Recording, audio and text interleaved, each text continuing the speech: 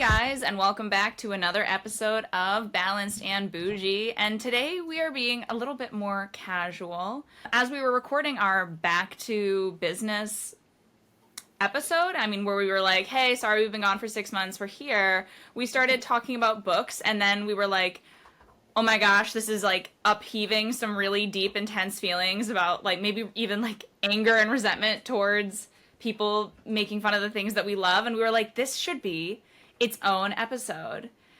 And we've also decided we're totally off script. Our episodes aren't normally scripted, but they are kind of following a bit of an outline. We have an idea of where we're going, but today we were like, let's just sit down, comfy, cozy, Saturday morning, have our coffees, and we're just recording basically our own phone call where we talk crap about how irritated No, just kidding. It's a little bit more than that. But we're going to kind of talk today about how we feel, about things that make us excited, how it's important to kind of hold those things close, and that irritating reality that some people just don't want to be happy. Mm-hmm.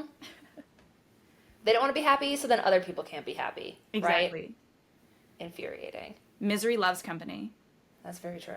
I was thinking about this. Mm-hmm. How are women put down for the things that we find fun? And, I hate to alienate, like, men from this conversation because I know it affects them, too. But It is not my reality. So when I'm looking at this, like, idea, like, that we were talking about, I'm really thinking of how almost a misogynistic society attacks what women love. And I do know that that affects men negatively, too. And I'll give a moment to shine on men that, like, toxic masculinity harms men too and doesn't allow them to be free in the things they like and their interests. But right now, I'm focused on women and what we're dealing with. Maybe we'll do a follow-up, boys, where we can focus on you and empathy for you. I'm going to be empathy for me. Yeah. So true. Let us know if, like, the select few boys that listen to this, if you're like, well, that made me think of this, cool, then maybe we can talk about it, or I don't know, you can write words and we'll talk about your words. Yeah. But no, women need a place today, especially these two women. Yeah, basically, this is just, we were like, this was really agitating for us, and we were like, I guess we struck a personal nerve. Yes. I do wonder if part of that for you and I just comes from, like, were we, when we were younger, at least I know I did want, like, I really loved it when, like, an older man, not in, like, not in, like, an inappropriate way, but I really liked when, like, one of my friends' dads or something would be like, oh, I see you have good taste in music, or, oh, you're not, like, you're not silly like those other girls, or something like that, and in no way were these men, like, being inappropriate towards me. I really want to hold that as, like, a completely separate issue. But really what I'm focusing on is just, why the hell did these 40-year-old men care what music I listened to as a kid? And why has that influenced me for the rest of my life, that for a while I did try to, like, meet them where they were at. I was like, I love Aerosmith. Which... Name a song, Erica. Name a song. I actually can't. I do know who Aerosmith is, and I probably could. Is that... We rode their ride at Disney. I was going to say, it's Steven Tyler, right? Like... Maybe. Like, I don't know. The guy who was on American Idol for a while. I do know, yeah, you're right. The ride, Steven Tyler, because he's the long hair. And he's like moving like Remember this. On the ride, I called him Mick Jagger. I was like, look, it's Mick Jagger. And you're like, no, that was Steven Tyler. So you actually do know who Aerosmith is. I don't. Well, I committed to this. So I did like Aerosmith to some extent. And I will say, like, one of my best friends as a kid, her parents really loved Aerosmith. And her parents were super, like, supportive of us liking whatever we wanted. Her dad drove her to a Justin Bieber concert and was, like, excited for her. So he was not one of these men. But he did like Aerosmith, like, a lot. And so he exposed us to it, which is... So I have some experience with it. But then if I mentioned one of those songs, I knew that if I was with one of my other friends' dads, or if I was just, like, near other adults, I could be like, oh, well, I really like... this CD, which I can't remember any of it anymore, but I can name, like, the album, and they'd be like, oh, I see you know real music, and I'm like, why is the 80s real music? Yeah, exactly. Especially because, like, the music in the 80s was written by, like, people probably around our age now. Mm-hmm. So what makes it more real? Yes.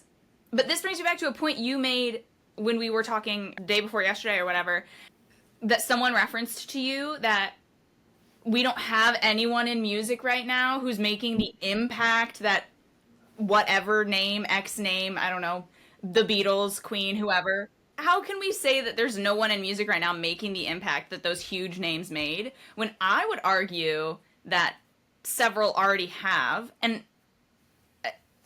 my number one, I wasn't a big enough fan at the time because misogyny didn't let me, but One Direction, I think, reshaped music.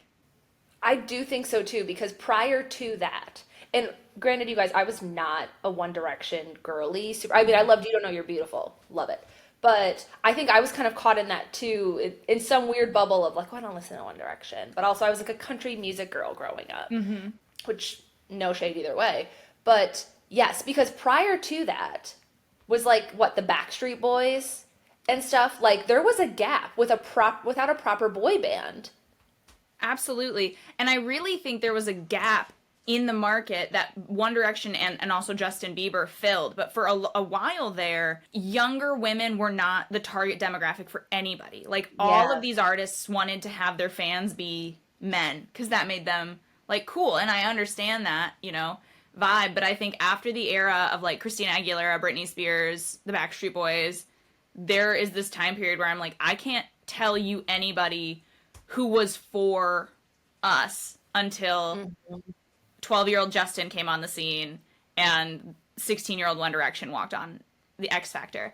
And at the time, I think what is sad is I did not like One Direction, like, which is crazy because I have like made it a big part of my life as an adult.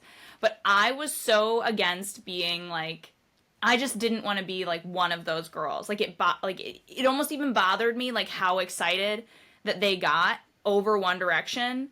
And I look back on that knee-jerk reaction I had and I'm like, that was it was kind of mean girl. It was mean girl of me to feel. I like to think I didn't make fun of these people because some of them are still my friends to this day. But like that reaction was almost like a self-defense, like, oh, well, I have to have this like value by not liking One Direction, by placing myself over the people who did like One Direction. And that I blame old men. Yeah. I mean, they are to blame for most things. Because I completely agree too. Like, I think I had that with Justin Bieber. Like, a lot of girls were like, oh my gosh. And I was always like, whatever. Again, too, I don't think I made fun of them. I would hope I didn't put anyone down for it. But I'm sure growing up, you're made fun of, right? Of, oh, of course, little teeny bopper. I don't remember. There was someone in my life that always say, like, little teeny bopper music. Like, just minimize you down to it. And thinking even to what you said earlier, Erica, about, like,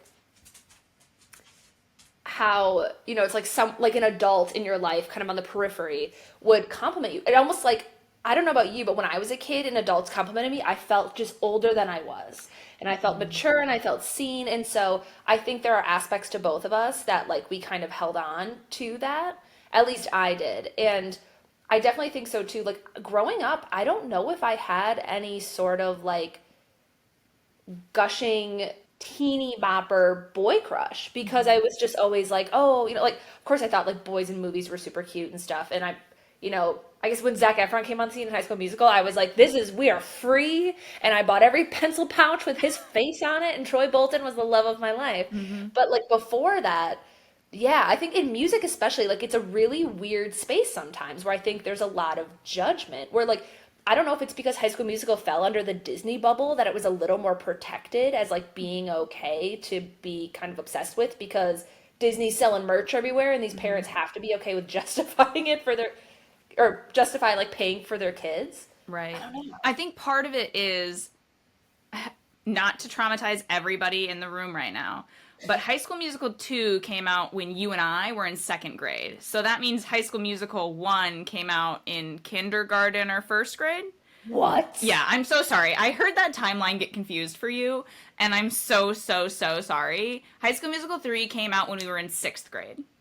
Shut your face. There's no way. There's no way. I thought that was high school. I thought it was my High School I'm Musical. actually going to look it up. I believe High School Musical is over 20 years old. No, you're so right, Erica, because do you know what? High School Musical 2. I remember the second one is my favorite. It's when it's Zac Efron's hot as hell.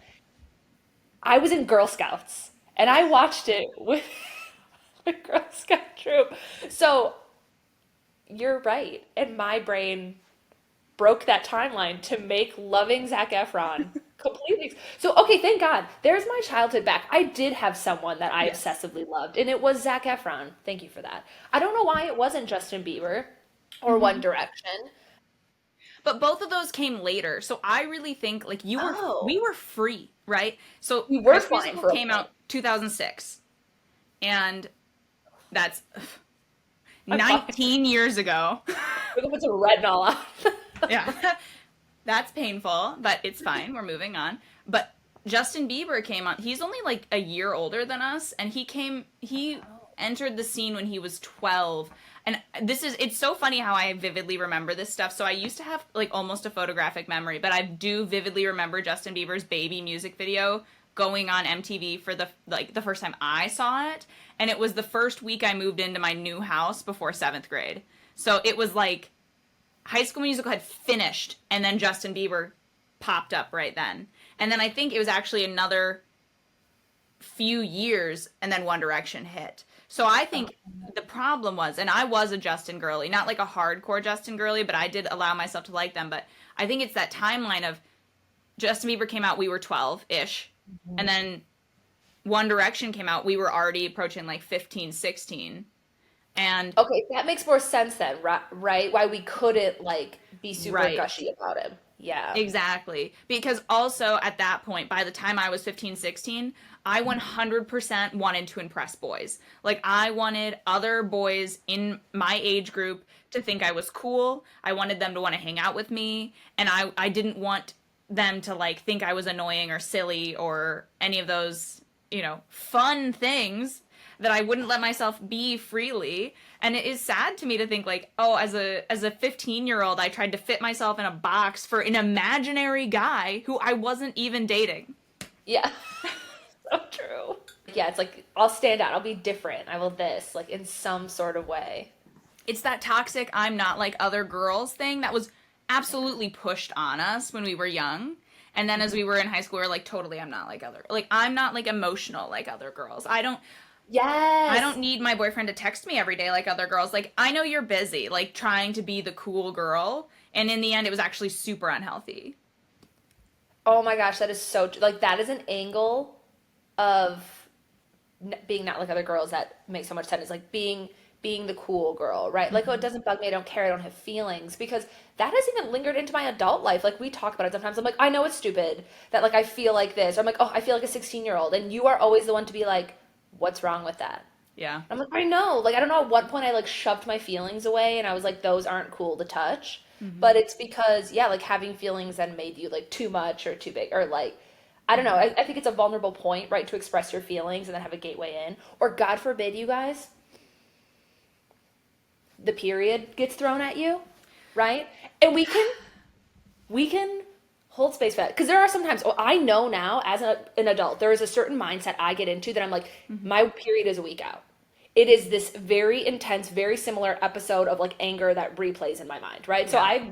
I I stay inside and I protect other people from the rage. Mm-hmm. And I know hormones are going crazy in high school, but no, it's also an emotional time because high schoolers suck. The world sucks. So much is pushed on you. You don't know who you are. So if you want to cry just from like, I don't know, showing up today, which sometimes like as an adult I still do, Mm-hmm. I think that was shoved down too because otherwise it's like, are you getting your period? And at that point in my life I couldn't be like, no, I'm not. This is Mm-hmm. separate, like I would always I don't know, feel shut down instantly and I'm like, okay, great. So my feelings aren't real. Right. Because it's incredibly dismissive to be like, oh, is it your period? While I do totally agree with you that like, yes, am I more reactive the week before my period? Do I need to kind of check my emotions?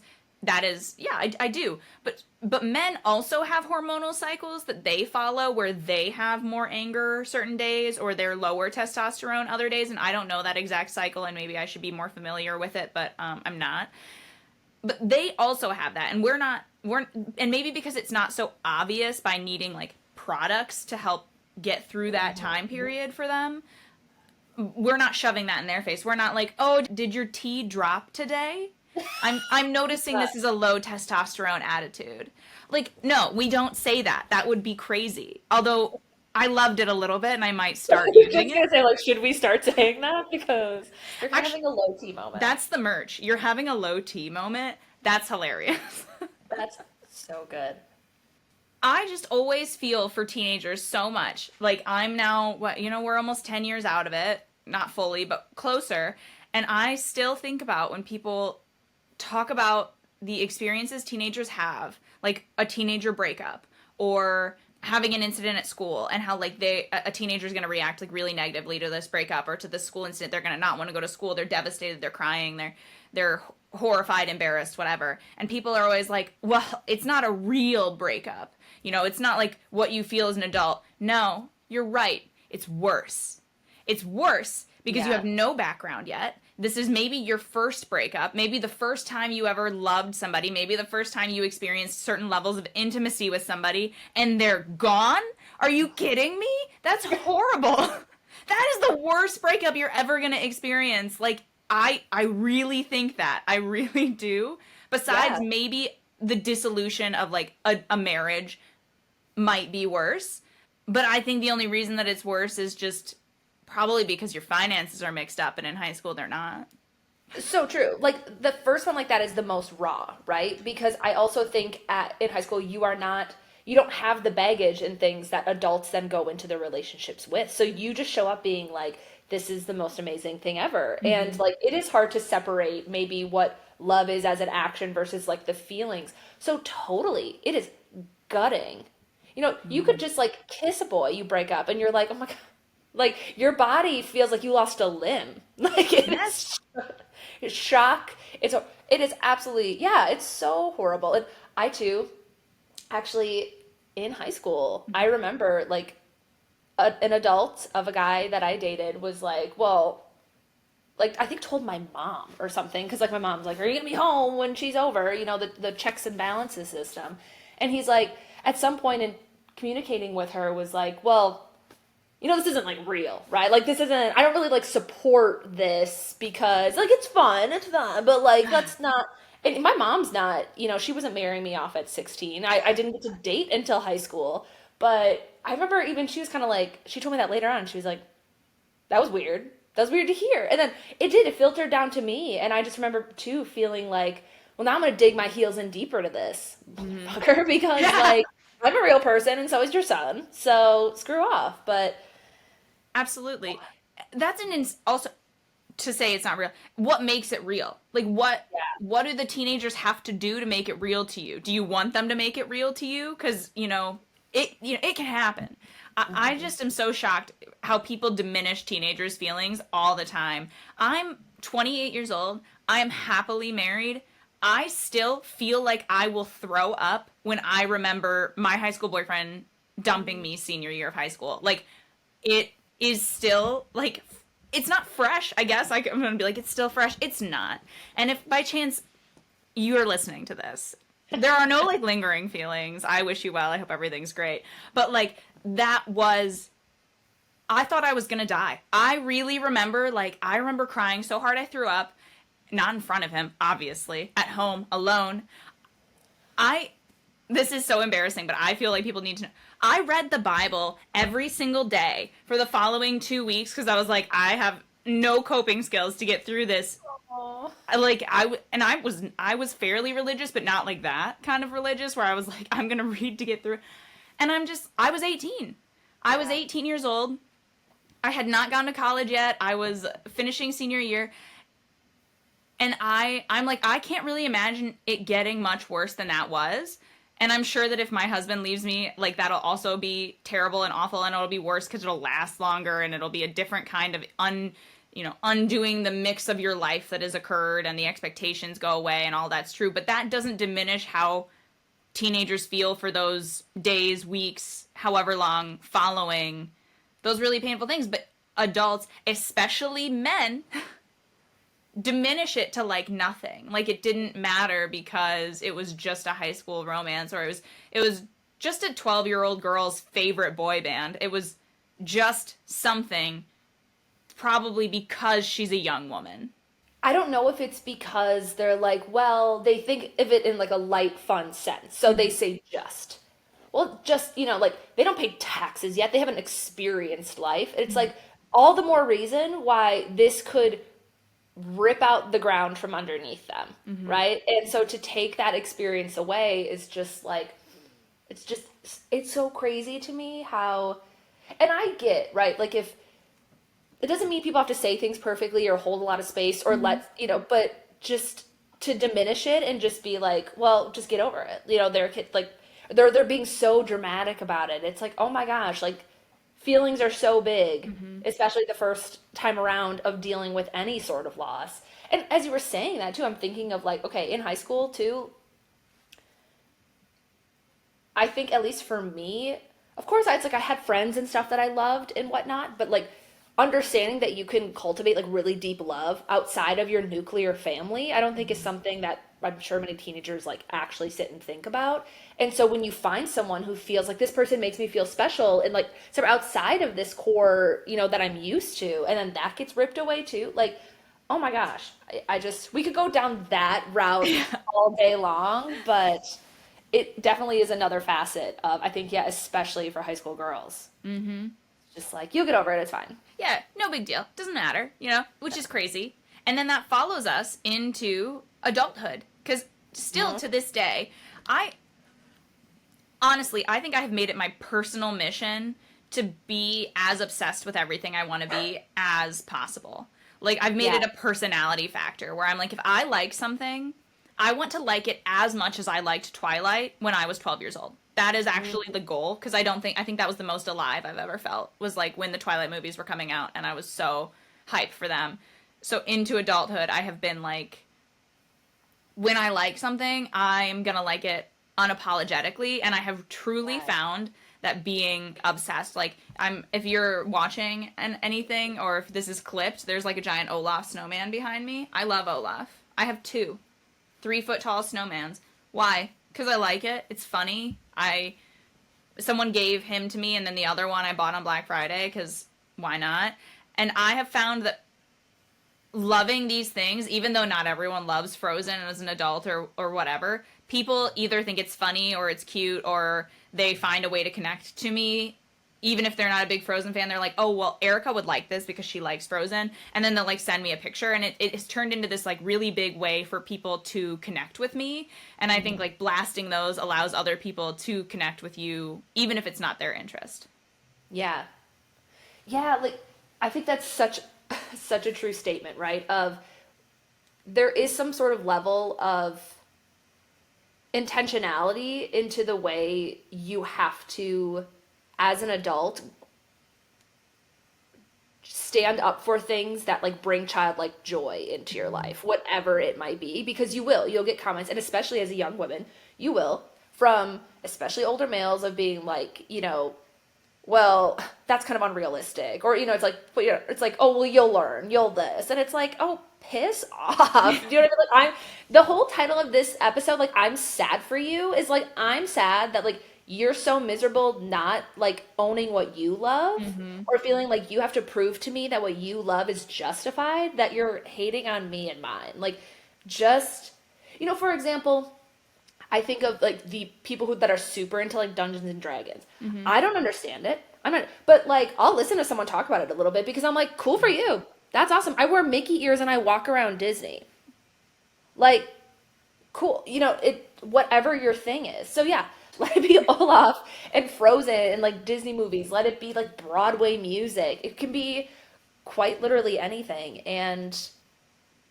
But it is sad that like you will come across people, and other women too, but that's an interesting aspect, right? Of like when other women hate on you for something, and it's like, well, where is this coming from? Right? Right, absolutely, because why is, like, usually if you look at the language that like women will have when they're diminishing the thing that another woman is excited about, that language, in my opinion, is misogynistic. And Yeah. I guess I want to do like my little, I'm always like, well, not meaning this.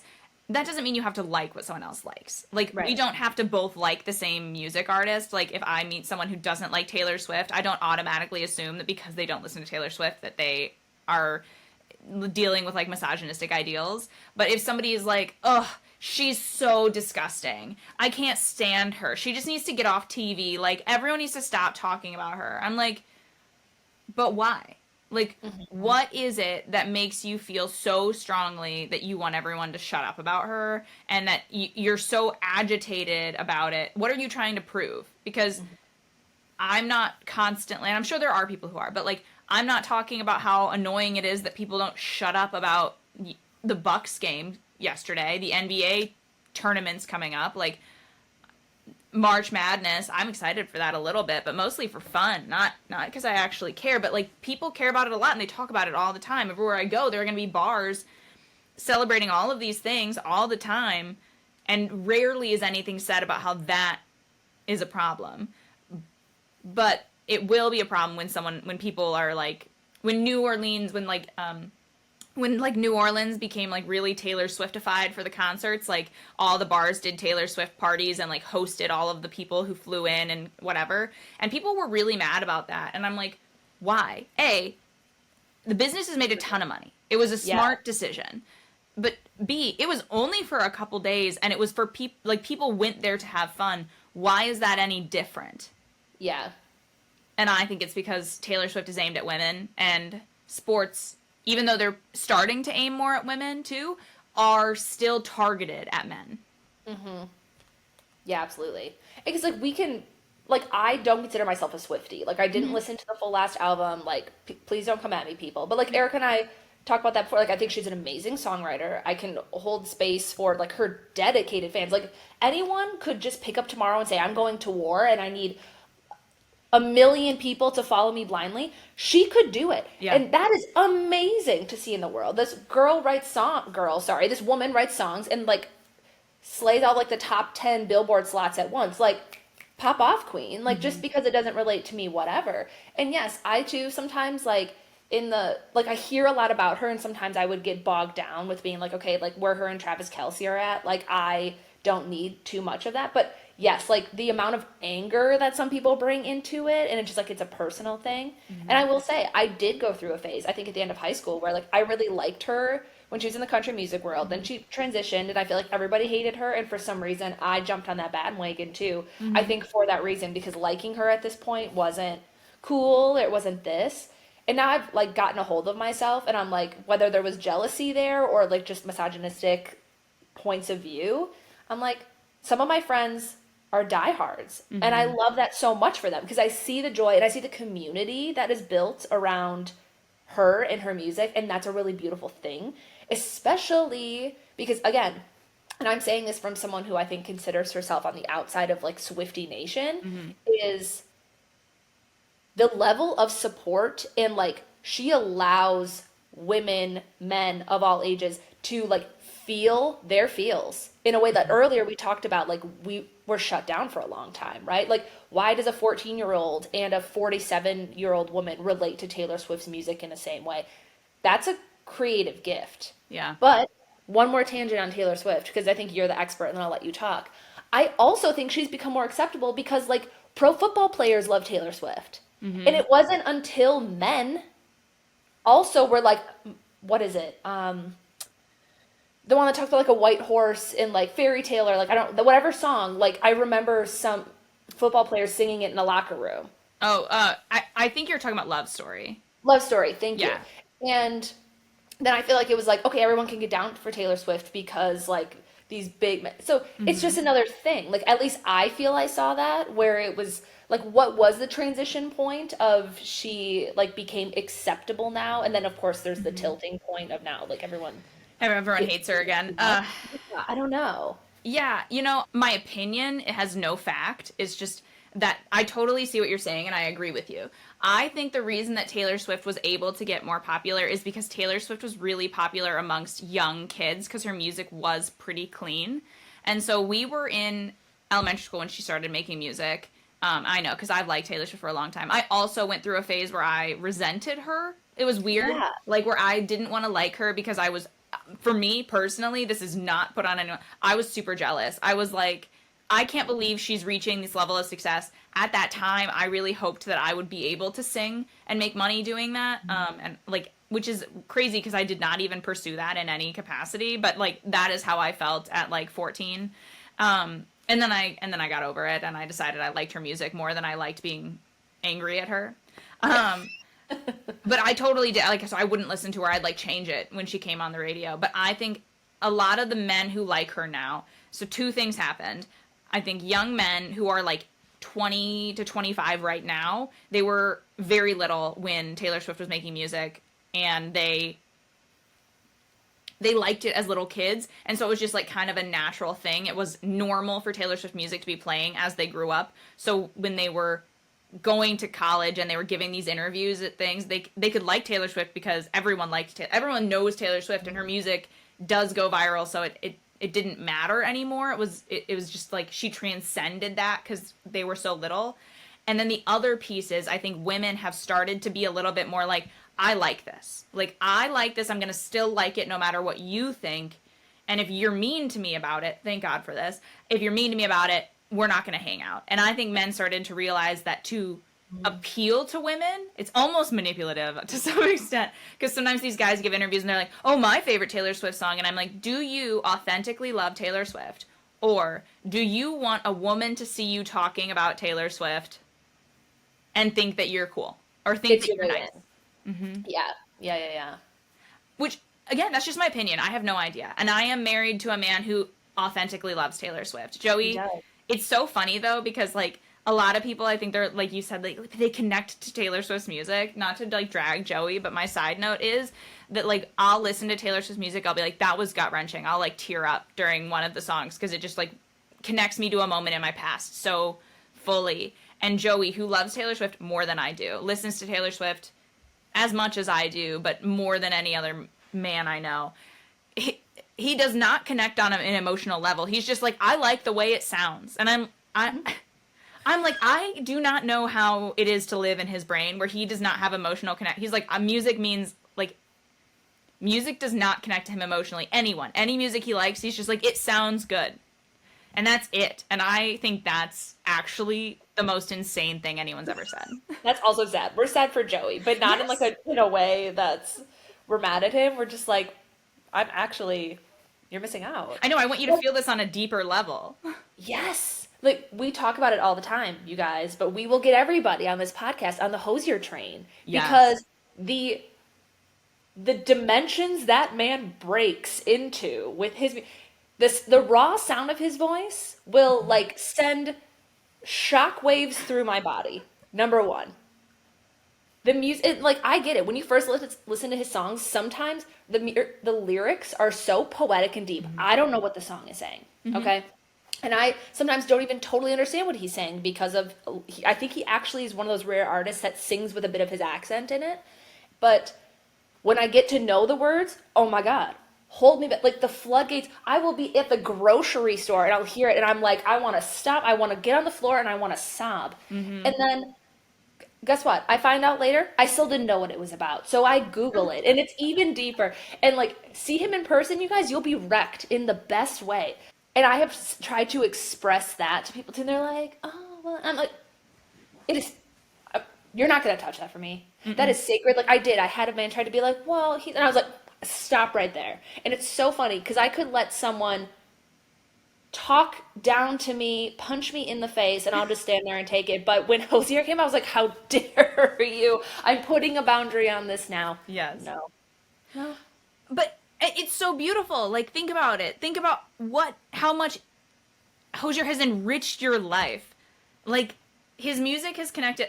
When I think about Hosier now, like, I also feel connected to you. Like, I Yes. feel like I love him, and I loved him before, but then you and I started talking about him, and then we impulsively were like, one night we were talking, and then I was like, I think Hosier is 40 minutes away from us tomorrow, and it's gonna rain. And so the ticket prices dropped. We bought tickets that night. We went the next day, and it has turned into this like soundtrack of life. Then we listened to it. We went to Banff a couple months after that. We hike several times, broke out in song. It was like you're walking through the forest and he's just there playing on and on in the background. He is. Like, I think was it a Joey? He's like, are you singing Hosier again? And I was like, oh my God. Like, it became Like, you know, those songs that scratch your brain. Mm-hmm. Like, so many, like the melodies, this, and I try to explain the emotional depth of it to people. And I don't pick the best times, right? Like, we're in line at Starbucks and they're like, we have to order in 2 minutes. I'm like, you don't understand though. Like, I have to break down the song that's playing, and every single way it'll impact me 17 different ways in the Mm-hmm. course of 4 minutes. And stuff like that. Like, thank God for you, Erica, because being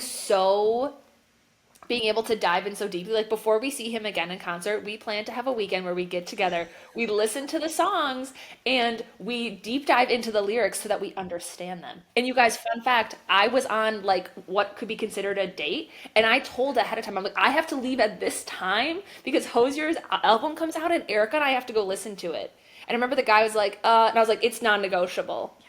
And it was the best choice I made. It really was. It's a community, right? It builds a community, and we got to Yeah. feel something deeply. It just how much better is our life? I So mean, much.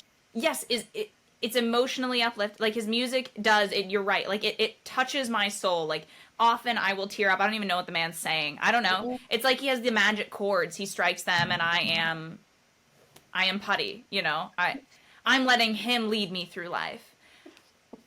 And then he's like, and then he'll give an interview where he's like, actually, that song was about being hungover Yeah. and getting on a plane. And I was like, that is not what that song was about, sir.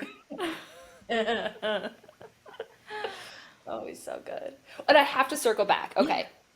Because one little caveat in the whole, like, yeah, we're dedicating this time to like how sometimes, especially men, try to ruin things for us, and we won't let them, fam. We won't let them. But when Erica and I were in England seeing Harry Styles, my official, like, I had loved his most recent albums, and she was like, do you want your life to be changed? And I said, yes, I do. And so we went, and it was. And in front of us was a 12-year-old girl, 12, would you say, with her mom and her dad at this concert. And Erica and I, multiple times, were like, Erica reached down and said, I think you talked to them. Like, I really think you said something and you, like, I don't know. You can fill in that gap, but I just remember you saying something to someone, like the parents. But because we both at multiple points were like, the mom was so into it. She loves Harry as much. She would leave her husband for him every day, any day. Yeah. I could. The daughter also loves. The dad loves how much joy is being brought to his wife and his daughter. He knows 2 songs, but it doesn't matter. He's swaying, he's smiling, he's taking pictures for them. You can tell he doesn't really like, he's maybe enjoying himself, but he's enjoying it through them. And childhood Brooke was just like, that's a dad. Yeah. That's a dad right there. And do you remember what you said to them? Because, like, I don't. Yeah. Did you take a picture or They something? apologized to me. So, yeah, so they were so excited. She was so the little girl was so excited, and it could make me cry. Actually, this whole part was so beautiful. She raised both hands in the air and was just jumping and screaming, Yeah. and they were like, "Oh, put your arms down," you know, to her, and then they were like, "Oh, sorry, sorry," and I leaned forward and I said, I was like, "No, keep dancing. That's what this is all about. This like." She should have as much fun as she possibly can, and so should you, or something like that. It was just really special, because the other part I really want to focus on is, you're totally right. He didn't seem to know everything that was going on, but every single time that his little girl looked up to him, he was smiling. He would dance with her. He would have some interaction where he looked excited to be there, and I was just like, how amazing is it that he is not condescending to her at all about this excitement. And what an opportunity for a father was it that he decided to connect with her over Harry Styles, who he probably doesn't care about at all. You know, he probably doesn't care at all, but he was excited for her. He connected with her, and I'm like, she will remember that forever. And I actually, like, I know this maybe sounds like insane. I'm like, she is going to value herself in a way that I think we all want to instill in our children. Yeah. And she will, I think, be better at choosing partners for herself. I think that she will have higher self-esteem. She'll be able to remove herself from harder situations. And I know that's like a lot of extrapolation from this like couple second watch with this family, but it was hugely impactful. Yeah. Like, my favorite part of the concert was seeing that family. I completely agree. I could tear up thinking about it, and we've talked about it multiple times since. I too, it might sound like we're extending a lot onto one situation, but no, like just genuine love and support when you see it. Mm-hmm. And it was so silent, right? Like it was truly that action that speaks louder than like that was an action of love that we saw Yeah. this father repeat. And so like that random man from England, if you ever hear this, if you went to Harry Styles concert on June 14th. 14th, thank you, it was her anniversary, so that's what she knows. We love you, Joey. June 14th, 2023. Yeah. And you sat in the first ring of Wembley Stadium, and there were two, like, I was wearing a sparkly butterfly shirt, really tall, whatever. You probably don't remember that because you were just so happy for your daughter and your wife. You changed the lives of Erica and I. You, sir, are a good one. And you reminded us that good men are out there. And granted, I think all men can be good men. But Right. the toxic masculinity has taken moments like that, I think, because maybe it's not safe to do so. And again, this man has a child. That's a different perspective. But I even think as a woman, relating to other women or other human beings who might express joy of something that for whatever reason I get a judgmental bubble like start to come up, I almost can think of them and think of that moment and be like, I don't want to take this joy from you. I don't want to take, whatever that might be. Like, however I can respond in a way that allows you to have that, I will. And it's funny how that small interaction is a core memory as an adult for me. So it's special. I totally agree. It definitely has influenced me over the last 2 years. And I also just think, what you said, it is a good thing for the community, for the world, for all of us to take a minute when we're reacting to somebody, because we are all going to have knee-jerk reactions.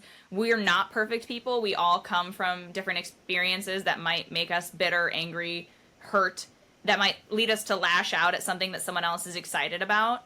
And taking that moment to be like, why would I bring this negativity to this thing that brings someone excitement? And if it's not for like an extremely valid reason, checking yourself and kind of protecting that happiness, that is what we should strive to do to make the world like a happier place. Yeah. To some extent, a lot of things that maybe you don't understand are probably rooted in someone's like childhood joy or something like naturally within them. And I don't know, even if it's not, I like to always put it into that perspective. Would you say that to a child? Would you put down a child's interest? But meanwhile, we're talking about how that happens all the time. Yeah. But going back to the High School Musical timeline that is completely blurred in my mind, you're right. I think up to an like a certain age, I could do whatever I wanted as far as like being super into something and people didn't put me down too much. But then there's like that middle school, high school transition. And so I think, again, when I say, like, would you do it to a child, or would you say that, you also need to think, like, would you do that to, like, a 3-year-old? Would you say, like, Paw Patrol's dumb? Like, no, you wouldn't. So why would you tell, I don't know, a middle school girl that her love of insert most famous artist right now here is dumb? Right. Don't do it. Don't be a jerk. Exactly. And that's, something I need to remind myself of is I need to make sure that I'm checking myself when those age girls are telling me about men on TikTok. Because, like, I'm like, oh, the hype house. That's so dumb. That's not fair of me. That's so not fair of me because TikTok really freaks me out a lot when it comes to children. I don't like that they're on it. I don't like the power that a lot of these men and direct ability to contact these young women that these men would have, which not saying they're taking advantage, but, like, it just does feel scary to me. But I would have liked them too. And why can't they be excited if it's, if they're already allowed on TikTok, if they're already there, why am I making them feel bad for liking these boys who are being silly on the internet? So. And I think it's different if you were to ever be in a place where it's not completely unsolicited to some young girl that you don't know. But if you have someone in your life and you see them maybe looking to a boy online, and there's certain things that you need to point out because like in your body, you're like, this is not, I need to point this out to her. This is not okay for her. That is a completely separate situation. And we both recognize that. I'm sure listeners do too. But it's more so just like when you get the like, this is kind of dumb or that's annoying or just like you want to, if it's a roll your eyes moment, check yourself. Yeah. If it's a like, I don't feel good about this, completely different. That's But a like good we temperature know, check. yes, like when we talk about the men putting us down, they're not like, I'm worried for you. They're just like, you're dumb. And I'm Right. like, They're well, not you're like, unhappy. I'm concerned So, Justin Bieber's gonna call you tomorrow and you're gonna throw away your career. I'm 12 and he doesn't know I exist. yeah. So yeah, that's fine. That's a valid point. And to bring it back to kind of what started this conversation earlier this week, I have three ties to books that I think matter right now. The first is actually think back to our man in London who loved his daughter and child. When you're reading romance novels as a woman, when you're looking at those, and I want men to hear this, but they're not going to, the men in those books are often letting the main character's niece paint their fingernails. They are singing silly girl pop songs in the kitchen. They are being kind and they are engaging in these things that people often describe as like frivolous and these interests, or they're like, let me read your romance. Like a big trope I've seen lately is the guys are like, what book are you reading? I want to read the romance novel you're reading too. And I'll take notes or something like, and I'm like, that is something women, at least straight women, are attracted to, is like the men being able to be vulnerable in these spaces and like accepting those interests instead of diminishing them. So Yeah. obviously, men, if you think that you're going to catch a woman by talking about how dumb Harry Styles is or how lame whatever Hosier is, you're not. You're not. Like, that is not a strong foundation to build upon, and it's not what's going to make your relationship stronger. And I do believe men want strong relationships with their Mhm. partners. And so you're not reaching your goals by tearing women's interests down. Amen. And another little addition onto that, don't also think that like throwing a few half-assed phrases their way about how like, oh yeah, like really cool, or like if you don't know, hold space to listen. The way to a woman's heart is not just learning the right things to say Mm-hmm. about the things that she likes, because we can sniff out when you're being insincere. Yeah. And eventually you'll catch up with yourself because you will say and or do things that cut her down and she'll be like, "Wait a minute." Mm-hmm. So just work on it. Like that's all I'm saying. But also, in that realm, we women have to work on it in reflection to other women too, right? Like we still Definitely. do it to each other. We are not just throwing this at men, Mm-hmm. right? But I know we've talked a lot about Erica, like going back to the books, right? And how like especially like romantasy, or I'm using air quotes, smut books Right. are like a huge area, I think, of judgment between women. Absolutely. I think it's the area where, like, at least I engage in a lot of like online discourse about books through like threads, Instagram, TikTok, like lots of different places. And I have to be honest, I love it so much. I love being part of a community. It's so amazing. It's also so toxic because everyone is like hating on each other all the time.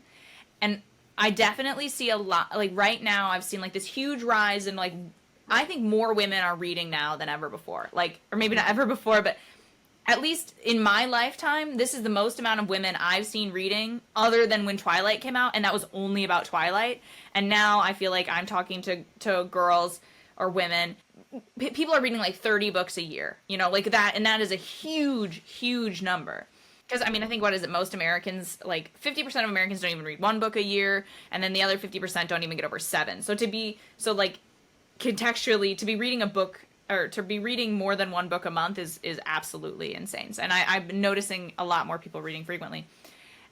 A lot of those people who are reading a lot of books are often reading like just got into romance, and they're reading these romantic books or these long series, and it's super exciting, and then all of a sudden they're facing someone being like, well, that's not actually reading, you're just reading porn. Which like if they have picked up said book, Mm-hmm. no. Like and even I okay, I feel passionately about this now because I branched in like I think many other women have over the past few years into the ACOTAR series. So Mm-hmm. that like I read Nicholas Sparks in high school. I'm a big nonfiction reader, but I'm like I needed something to just I needed a little bit of an escape, right? Mm-hmm. Going through a hard time. And I had heard of ACOTAR coming up time and time again. And those books, you guys, were just like it was everything that I needed in that period of time. Because of that, I have dove into like Bookstagram and stuff a little bit, definitely less than you, Erica.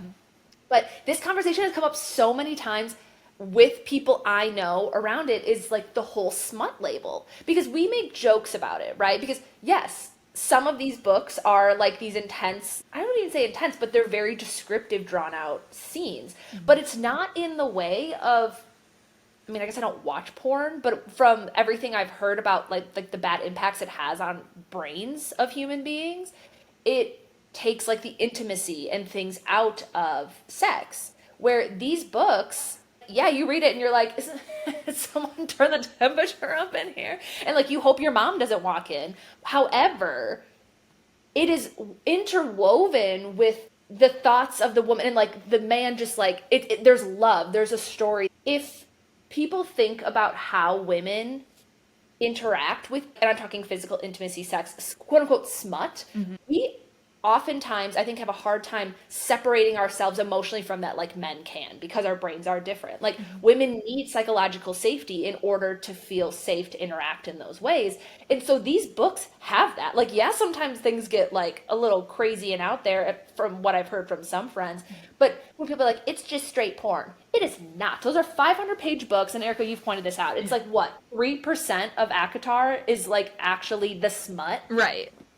Right. It's like, and I think I said this earlier, but it's like, okay, so if it takes me 8 hours to read one of these books and 30 minutes of it is like leading into and the duration and the like end of intimacy, why did I put 7.5 other hours into this book? Like, if I just wanted to read two people going at it, I could. Because also, people are applying this smut label, and people are like, how much spice is in it, or you're just reading it for those scenes. There is an entire other genre of books that are called erotic novels, and like that is the whole point of them. And there is storyline to it. Usually, again, these are targeted at women, and like Brooke said, not all women are the same, but in general, like statistically, women are more likely to need those like that emotional connection, and that's what those books will supply, but still just being kind of like a more of a meeting an erotic need.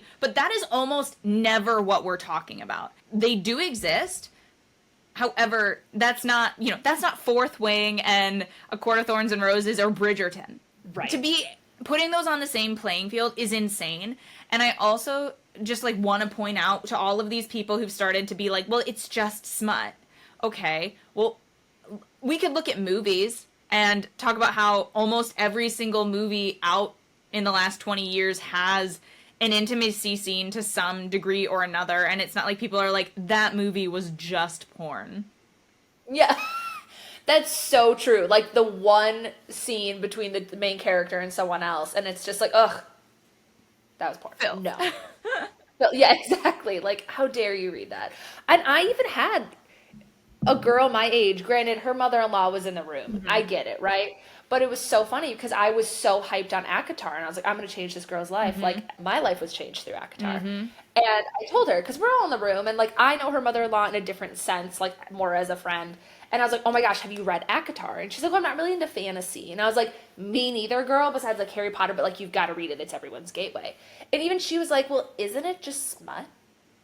And the rage that came up. And I was like, oh, no. But without completely giving her the whole storyline, because she will read it. I know she will. I was like, no, there's this, there's that. There's a strong main character. Like, you will get behind it. And she's like, well, I'm currently working on Bridgerton. So same thing, right? I'm like, if you label this smut, no. And I get it. Shonda Rhimes, season 1 of the Netflix version, full sex all the time. Right. It was very hardcore. You read the Bridgerton books, you guys? No. No. It is like soft throwback, like, English period love, right? Like, it's not like, yeah, maybe it's a little, I thought they were very mild. I did too, but I would say that there is more intimacy in Bridgerton than there is in A Court of Thorns and Roses. Now, maybe the second book of A Court of Thorns and Roses has more, but like, if we're going page by page, Bridgerton has more. Yeah. And so that is a weird thought. It's just probably less explicit in the content, because it's a bit more like wrapped in rose-colored glasses and love, and we like there's Yeah. romance and love in A Court of Thorns and Roses, but it's a, like a bit more. The romance isn't like, I guess it's separate, because like romantasy and romance are two different things. So romance, the whole like there are genre defining characteristics that separate them, and in Bridgerton it is a romance, which means the romance is the storyline. The entire storyline is following the romance, and there may be other factors, but that's not the storyline. Whereas like a romantasy, like A Court of Thorns and Roses, has a storyline that the romance has an impact on, but is not the only storyline.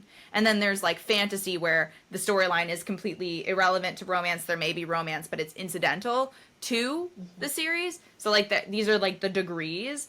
And in Bridgerton, it's just more about like we love each other and we're falling in love and finding one another and whatnot, which I love Bridgerton. That is not me talking down on it, comparing it to A Court of Thorns and Roses, but I would say there is more sex in it than there is.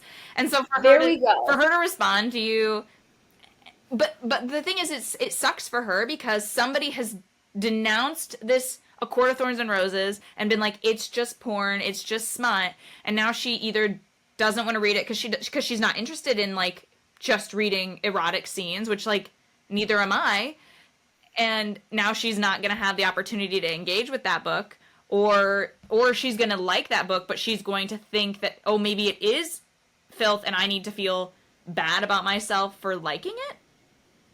Yeah. I think that's a really good way to put it, right? Like at the end of the day, this whole overuse of labels or like shaming around certain aspects of books that are really popular amongst women right now, a lot of which being kind of a romantasy sort of, I don't know, at least for me, who is not as strong of a reader, and I mean reads as many books as you do, Erica, I feel like I see a lot of romantasy really coming to the forefront right Yeah. now. And there's a great space for it for women of all different reading styles and things. And like it is now being labeled smut, and now the number of times it has come up in different contexts, more than just that of being like, well, I wouldn't read that because like I've heard about it. And it's like, you're missing out then on something that I was texting Erica at 10:30 at night being like, oh my gosh, this book is so good. And she's like, keep reading. Or I would talk to a friend at the gym and she's like, did you get through that book? Like it is one of those connection points as a grown woman that I love. And I was talking to a friend about it last week, and in some ways it's almost been like, you could say, life changing to find a book that you can just lose yourself in Yeah. and have a community around. And I've been fortunate that the people in my general community, besides that tiny one-off situation, have been really supportive of it. But you're right, like the social media side, why are we hating on each other for it? Like we're all on this romantasy books page for a reason. Right. Right. It's super disappointing, because I do Yeah. feel like, okay, so we're turning it into smut and we're calling it these names. Well, I've read a lot of genres. I've read a lot of books by a lot of different people. I've read It. There is explicit scenes in It several times, and they're pretty disturbing. And I don't go around being like, the Stephen King novel It is a book of filth where there's fornication and a child abuse, which like there is those things in it. But like, it's not being diminished to just those scenes. It's a very interesting to me that I think, because the genre it is and because it's a male author, it's looked at very differently. And also those scenes are not pleasant to read, so maybe that's also the distinction people are making. So what, we can only depict physical intimacy when it's bad? Like, is that the difference? So if it's a positive experience for a woman in a book, then it's inappropriate and it's porn. But if it's a scene where someone is being abused, or children are too young to be engaging in activities, then it's gritty and it's real life and it's exploring the depth of humanity. I just think that's an interesting thing to notice. Very interesting. I don't know. Just a thought. I don't know. Is there a theme running through this? Maybe. And I mostly hear from women calling the other books filth. I think like men do it too. Sometimes they'll be like, "Oh, mom, my wife reads all that fairy porn," and I usually just think they're being fun. Like, I think that's kind of funny. I know True. Joey has said that before about me, where he's trying to be silly, but then one time I was like, actually, it does hurt my feelings when you say that, or when you say it to other people, because then I feel embarrassed of what I'm reading, and I actually am like quite proud of how much I read, and like especially coming back from my brain injury, I read more now since my brain injury than I have since I was like in middle school. And I don't want the things I'm reading to be diminished. And it turns out I'm super sensitive to this because I see these people talk online about how, oh, well, the girls who read over 100 books this year, they didn't really read because it was just those like romance novels. And like that messed with me because I did. I read over 100 books. I read 124 books last year because it was 2024. And I was proud. It's amazing. Thank you. Amazing. I was super Yes. proud of myself, and then I saw this stuff and I was like, oh, so people are like talking down. So then this year I was like, okay, well, I'm gonna read the classics again because I'm my other favorite genre besides like romantasy is like classic literature. So I'm reading, well, yeah, I don't even know if it counts as classic, but I'm like reading Lord of the Rings, Hamlet, and Wuthering Heights are like the first couple books I read this year, and I do enjoy those. But I remember like when I started doing it, I kind of started engaging in it again because I was like, okay, well, if these people are going to be high and mighty to me about what I'm reading, I'm going to go above them, and I'm going to read these books that are lofted as incredible like classics and innovators in the literature space. And I'm like, that's not a phenomenal reason to be reading, is just to prove myself as having value. Reading is reading. I don't understand why people are parsing Yeah. it out and making their reading better. I've had women, I had a experience with a couple women recently who don't read romance because it's not their preference, and some of the reasons they gave me were like it gives unrealistic expectations of men and life, which sure, Not but wrong also like ish. I don't know, I've got it, I'm gonna be this person and be like, yeah, not everything is real, but like I do love my husband like people in romance novels love their partner. Everything's not perfect all of the time because like life keeps going beyond the 400 pages of the book, but like I don't think it gave me unrealistic expectations of what to expect out of my husband. Besides, like, I don't expect him to be a millionaire who can buy me a car to say sorry, whatever. But they were like, they talked down, but they're like, well, I read true crime, and I'm like, okay, So you want to kill your yeah, husband and I want to love mine. exactly. But truthfully, I don't care what they read. I think that's great. I think if you're into Right. reading and you're reading true crime, that's awesome. But it again was one of those things where they're like, I only read this many books a year because like the books I read are a little bit like more complicated than what you're reading. It's this weird thing where I believe that society has made it where we're looking down upon something because again, it is something that excites women. That it Yeah. targets women.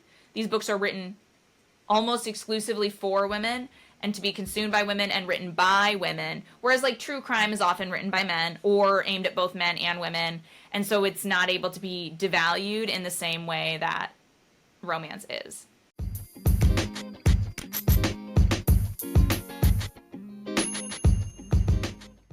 The internet couldn't handle how passionate Brooke and I were about this topic, about wanting people to just love things and not have to be so sad. Yeah. The internet's like, no, be sad. That's how I make money. But with that, I don't know. I feel cleansed. I feel heard today. I don't know about you, Erica. So we're reaching our point of normal recording time. So we can leave it there. But as always, give us your feedback. If anything you heard, you're like, I have a comment on that. I have a different point of view. Let us know. You're involved in this chat too. Like you listening through your headphones, you are the third person in the room right now with us. So you're included in this. Thanks for listening today. Again, remember, if people are trying to make you sad, they're sad. And let's work on not doing that to other people, which starts with loving ourselves and like trying to be less sad in our own spaces. And it's like a double-edged sword, right? With Right. that, like I think loving things a little more strongly and intentionally and standing by it makes you less sad and vice versa. So, if not, I don't know, we'll figure it out in 10 years and follow up with something else. We'll do a redo episode. We'll be like, actually, all of that. Don't know where it came from. Throw it out. Erase it from your brain. But Thanks for listening, guys, and we'll see you next time. bye. Bye.